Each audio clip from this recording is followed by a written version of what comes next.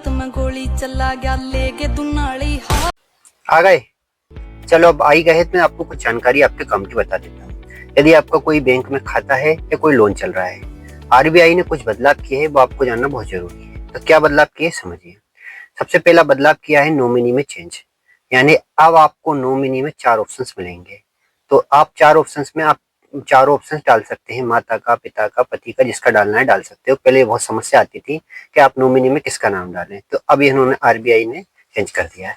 इसके बाद दूसरा चेंजेस किया है उन्होंने प्री पेमेंट चार्जेस का, यानी अब प्री पेमेंट चार्जेस नहीं लगेगा। यदि जैसे आपका लोन 5 साल का है और आपने 2 साल में पूरा कर दिया है, तो आप पे किसी प्रकार की पेनल्टी नहीं लगेगी। ये आरबीआई ने ये लागू कर दिया है, यानी आप 5 साल से अगर 2 साल में उस लोन को पूरा करते हैं तो उसका फायदा मिलेगा।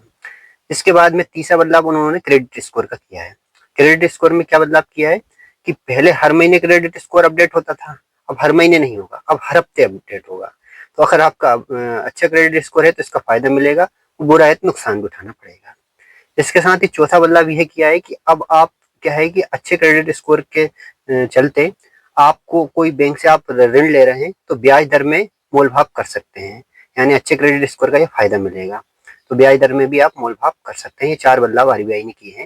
ये नवंबर 2025 से जुलाई 2026 तक ये लागू होंगे। तो आप एक बार इनको चेक कर लें जब भी कोई बैंक संबंधी कार्य करें।